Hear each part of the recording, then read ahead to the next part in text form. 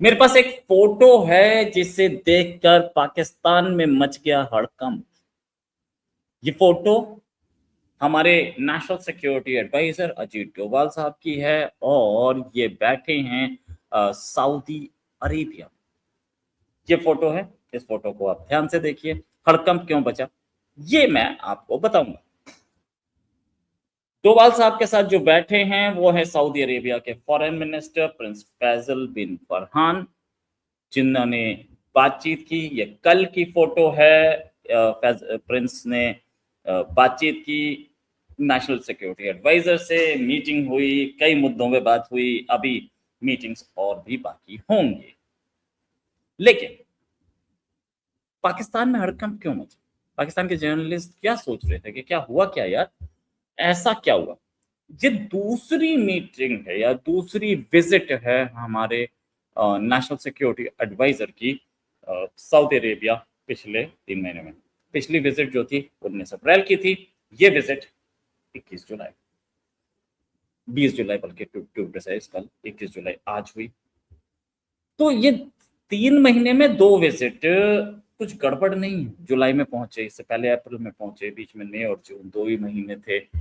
क्या गड़बड़ है? मतलब इंडिया की तरफ से नहीं, पाकिस्तान क्यों इस पर बहुत ज्यादा सोच रहा है? बेसिकली इंडियन प्राइम मिनिस्टर जो हैं वो भी विजिट कर चुके हैं। पिछले बोले तो इनके टेन्योर में, पिछले तीसरा टेन्योर चल रहा प्राइम मिनिस्टर का, 3 बार सऊदी अरेबिया विजिट कर चुके हैं। एक बार 2025 में पिछले साल, उससे पहले 2019 में, और उससे पहले 2016 में। 3 विजिट प्राइम मिनिस्टर की हो चुकी, डोभाल साहब की कई हो चुकी, फॉरेन मिनिस्टर साहब की कई हो चुकी।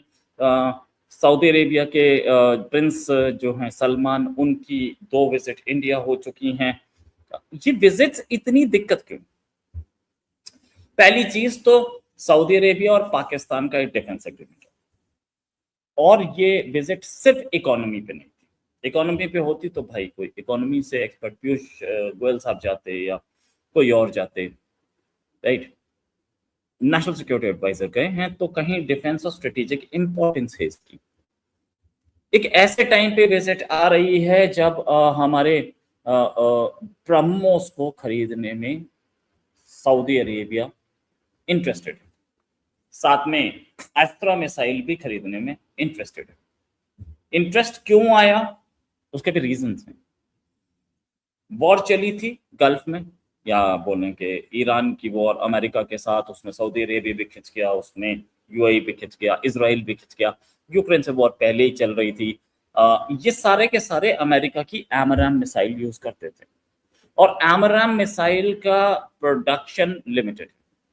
अब वही मिसाइल यूक्रेन को भी देनी है, वही मिसाइल सऊदी को भी देनी है, यूएई को भी देनी है, इसराइल को भी देनी है, और सबसे पहले वो इसराइल को देगा। सच बात तो अमेरिका सबसे पहले इसराइल को देगा, ये बात मैं नहीं, ये बात सऊदी अरेबिया के खुद ही मिनिस्टर बोल चुके हैं। तो वहां पे बन नहीं रही हैं, ईरान वॉर खत्म नहीं हुई है, और ऐसे में मिसाइल्स की कमी। ऐसे में डोभाल साहब का वहां बैठना, वहां पहुंचना, मीटिंग करना, शक तो मुझे ही हो रहा है। तो पाकिस्तानी तो कुत्ते की तरह कान खड़े हो जाएंगे, और हो भी गए, नो डाउट, और होने भी क्यों नहीं चाहिए। इंडिया की एमराम मिसाइल्स, और मतलब इंडिया की अस्त्रा मिसाइल है ही इतनी प्यारी, इतनी बढ़िया मिसाइल है। एक तो अस्त्रा मिसाइल, दूसरी ब्रह्मोस मिसाइल, और अस्त्रा ब्रह्मोस, ये इस पे इसके ऑपरेशन सिंदूर का एक बड़ा इम्पैक्ट ये हुआ है कि इंडिया के डिफेंस एक्सपोर्ट्स बढ़ गए। मिसाइल ने अपनी काबिलियत दिखाई। तो ये ब्रह्मोस और अस्त्रा पे मीटिंग तो नहीं थी कहीं, क्योंकि सऊदी अरेबिया को अभी चाहिए, और कोई कंट्री अगर दे सकता है, इंडिया के पास 2500 से ज्यादा इस समय ब्रह्मोस हैं। ऐसा भी हो सकता है कि हमने अपने लिए जो बनाई थी उसमें से हम 500 ट्रांसफर कर दें, और बाकी हम अपने लिए पीछे बनाते रहें। हो सकता है 500 बनाने में हमें 2 साल लगने हैं मैक्सिमम। अभी हम कैपेसिटी एक्सपेंशन पे जा रहे हैं। ब्रह्मोस के 1500 ब्रह्मोस पर ईयर बनाएंगे। ऑफ कोर्स बाहर से ऑर्डर्स भी आ रहे हैं, लेकिन 1500 ब्रह्मोस पर ईयर बनाएंगे। हमारे पास 2500 के आसपास हैं, 2000 कम नहीं होती, 2000 काफी है। हम पर ईयर बना भी रहे हैं, साथ में और बनाएंगे, एक्सपोर्ट करेंगे, एडिशनल कैश आएगा, हम और लगा सकते हैं। हमारी हमारी जो वो है कैपेसिटी है वो एक्सपेंशन होने वाली है, मतलब अभी प्रोसेस में है। 1-1.5 साल में वो कैपेसिटी एक्सपेंशन आ जाना चाहिए हमारे सामने। तो 1,500 ब्रह्मोस पर ईयर बनेंगी। तो ये, और अस्त्रा मिसाइल भी हम बना रहे हैं काफी टाइम से, तो वो भी हमारे पास हैं। तो इससे पाकिस्तान को क्या प्रॉब्लम?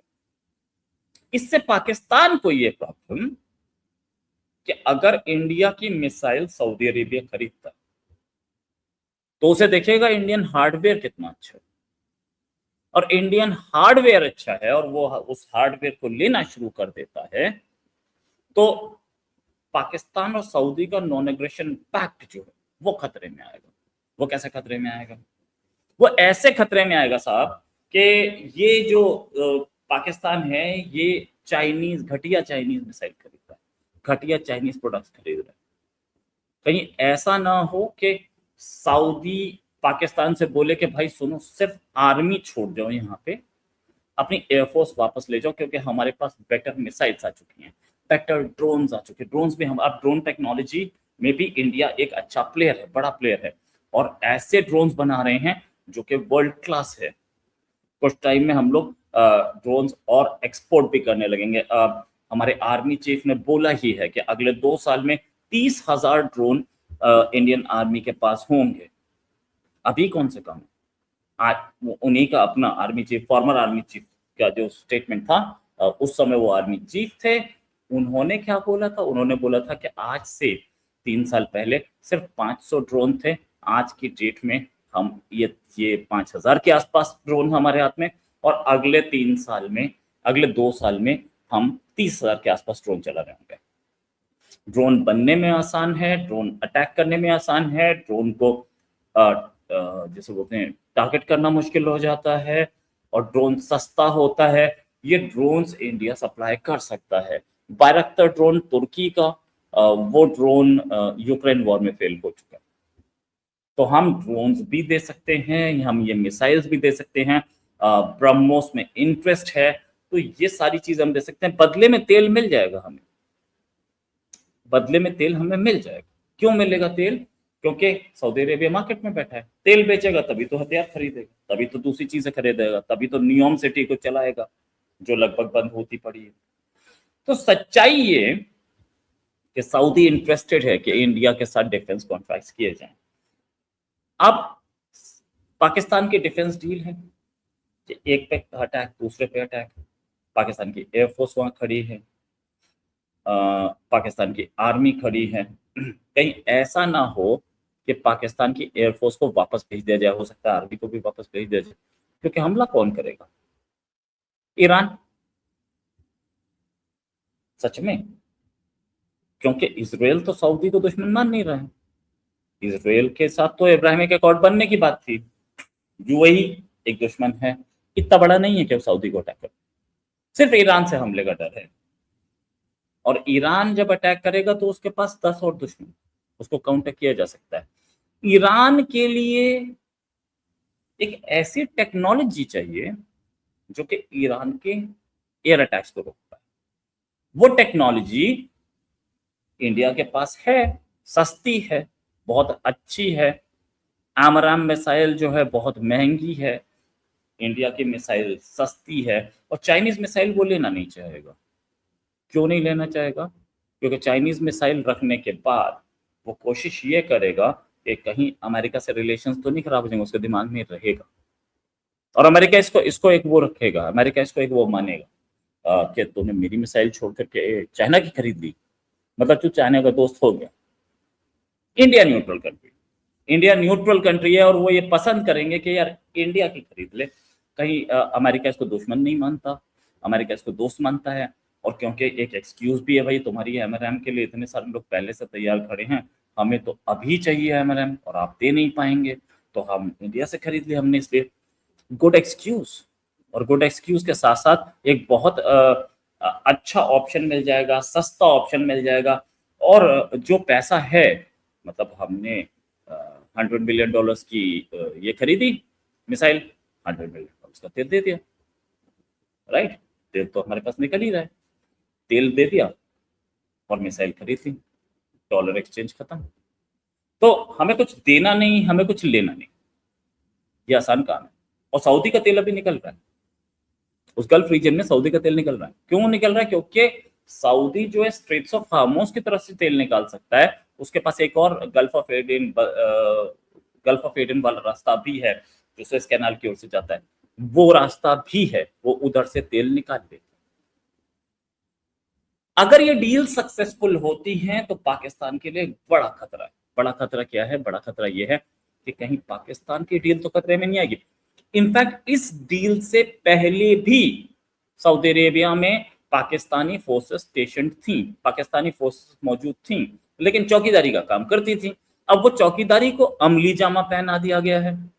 चौकीदारी को ये बता दिया गया कि नहीं नहीं हमारी डील है, चौकीदारी हम कर रहे हैं, हम हैं चौकीदार, नो डाउट अबाउट इट, लेकिन हम काम ये कर रहे हैं कि आपके डिफेंस डील के नाम पे हम आपके स्टेडियम्स की रखवाली कर रहे हैं। वॉर तो हुई है, तो वॉर हुई है तो अब हमारी प्रेजेंस बिल्कुल उस पे हो चुकी भाई, हम तो कागजों पे है भाई हमारे। तो ये कागजों पे जो प्रेजेंस है कहीं ऐसा ना हो कि गड़बड़ा जाए। अच्छा, एक चीज बहुत सारे लोग क्वेश्चन पूछते हैं कि सऊदी अरेबिया मुस्लिम कंट्री है, पाकिस्तान मुस्लिम फोर्सेस वहां भेज सकता है, इसलिए भी होगा। यार पाकिस्तान जितने मुस्लिम फोर्स भेज सकता है ना, उससे ज्यादा सैनिक हम भेज सकते हैं, वो भी मुसलमान, राइट?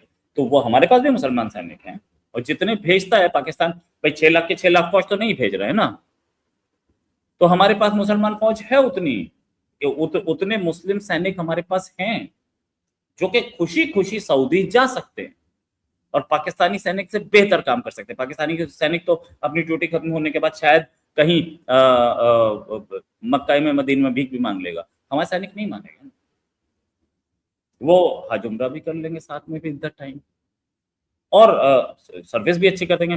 अच्छा, पाकिस्तानियों पे भरोसा कोई नहीं कर पाता, प्रॉब्लम यहाँ है। तो सऊदी भी नहीं कर रहे हैं। ट्विटर पर ब्रदर लिखने से भरोसा बनता है क्या? नहीं। इंडियंस पे भरोसा है सबको। इंडिया जहां जाते हैं पूरी मेहनत से काम करते हैं, पूरी मेहनत के साथ साथ अच्छा काम करते हैं, लॉयल्टी। इंडिया ने आज तक किसी भी कंट्री को धोखा तो नहीं दिया, मुझे जो दिख रहा है किसी कंट्री को धोखा हमने नहीं दिया। हमने साफ बोला कि देखो हमारी ये प्रॉब्लम है, हम इसलिए आपको सपोर्ट करते हैं, हमारी ये प्रॉब्लम है इसलिए हम आपको सपोर्ट नहीं कर सकते। इसमें गेम एक और नेतन्याहू एंगल, क्योंकि नेतन्याहू साहब अब पूरी दुनिया को बोलते घूम रहे हैं कि देखो इंडिया हमारा बड़ा अच्छा दोस्त है, वहां हमारे पास ट्रेमेंडस सपोर्ट है, और ये जेडी वेंस को जवाब दिया था अमेरिका को। तो ये समझ में आ रहा है कि इंडिया, इजराइल, अमेरिका, ये एक नेक्सस बनता दिख रहा है। इंडिया इजराइल तो एक्सेस है ही, इंडिया इजराइल जो है वो बड़ी अच्छी दोस्ती है। इस दोस्ती में सऊदी एंट्री मार रहा है। I2U2 था, अब वो I2U2S बन सकता है। सऊदी ये इस दोस्ती को एनकैश करना चाहता है। पाकिस्तान है वहां पे, अगर अगर नेतन्याहू का एक फोन पहुंचा या प्राइम मिनिस्टर मोदी वहां एक और विजिट मारे, डोवाल साहब पहुंच ही चुके हैं, तो पाकिस्तान का पत्ता कट सकता है। पाकिस्तान को ये डर सा था कि यार बड़ी मुश्किल से तो एक मुर्गा फंसा था कि जो हमें पैसे भी दे रहा था और फ्रेंडशिप भी कर रहा था और डिफेंस कॉन्ट्रैक्ट भी किया था, ये बार बार डोवाल वहां क्यों विजिट कर रहा है? ये डर है, कोई बोल नहीं रहा है, डर है। और डोवाल साहब की जो विजिट है वो पहली नहीं है, इस 3 महीने में दूसरी विजिट है। ऐसी क्या चीज है, वो वहां से बोला जा रहा है कि भाई ऐसी क्या चीज है जो 3 महीने में 2 विजिट की जरूरत पड़ गई? एम्बेसडर भी कर सकता था, कर सकते थे एम्बेसडर, नो डाउट, लेकिन डोवाल साहब का जाना एक बहुत इंपॉर्टेंट बनता है। जो काम शायद हम फॉरेन मिनिस्टर से नहीं करा सकते, जो काम शायद हम डिफेंस मिनिस्टर से नहीं करा सकते, जो काम शायद हम पीयूष गोयल साहब से नहीं करा सकते, वो काम एनएसए से करा सकते हैं, नेशनल सिक्योरिटी डोवाल साहब से करा सकते हैं। क्यों? उसका रीजन है क्योंकि नेशनल सिक्योरिटी एडवाइजर एक ऐसी पोस्ट है जो सिक्योरिटी पे काम करती है, उसका उसके परव्यू में डिफेंस भी आ जाती है, उसके परव्यू में इंटरनेशनल अफेयर्स भी आ जाती है, उसके परव्यू में फाइनेंस भी आ जाता है। तो और ये डोवाल साहब जो हैं मोदी जी के सबसे ट्रस्टेड लेफ्टिनेंट्स में से एक हैं, सबसे ट्रस्टेड इंसानों में से एक हैं। और इस बात को समझने के लिए कि मोदी जी ने जो बोला है काम वो उसी तरीके से हो, इस काम को करने के लिए डोवाल साहब के पास उतना एक्सपीरियंस है जितना कई और सर्विंग डिप्लोमेट्स के पास नहीं। डोवाल साहब के रिटायरमेंट के भी कई साल हो चुके हैं, 80 एज है, आज भी बिल्कुल फिट हैं। तो डोवाल साहब एक्सपीरियंस लंबा रखते हैं। नेशनल सिक्योरिटी एडवाइजर पोस्ट अभी हाल में बनी है, तो इस पर जितने भी लोग बैठे हैं उसमें सबसे लंबा टेन्योर डोवाल साहब का ही है। और डोवाल साहब इससे पहले आईबी चीफ रह चुके हैं इंटेलिजेंस ब्यूरो के। अगेन इंटरनेशनल अफेयर्स से इनके पाला पड़ता रहता था, तो ये जा करके एक बार में कई बात कर सकते हैं। बातचीत क्या हुई ये अभी अटकलें लगाई जा रही, मैं ही नहीं लगा रहा हूं, पाकिस्तानी भी लगा रहे। खबर आएगी कि नहीं पता नहीं, आए कि ना आए, लेकिन हाँ मिसाइल्स जरूर मांगेगा पाकिस्तान, ये पक्का है, ये पक्का है। आमराम मिसाइल नहीं मिल रही है तो हमारी ब्रह्मोस वहां जा सकती है, और पहली बार होगा कि अस्त्रा किसी फॉरेन के प्लेन में फिट होगी। कर तो हम देंगे, हमारे साइंटिस्ट इतने काबिल हैं, और अस्त्रा उसको जरूरत भी है। अस्त्रा एक बड़ा अच्छा अच्छा सिस्टम, बहुत अच्छा है, और वो इस सिस्टम की डिमांड भी बड़ी हाई है। अभी अभी हम लोगों ने इंडोनेशिया से भी बात की थी इसी पे। हाँ ये ज़रूर है कि पाकिस्तान की चिंता जो है, वो जब चिंता में रहते हैं ना, मुझे बड़ा खुश है, बड़ी खुशी होती है उनको। एक और खबर के फिर हाजिर होंगे, अभी के लिए नमस्कार, धन्यवाद, जय हिंद।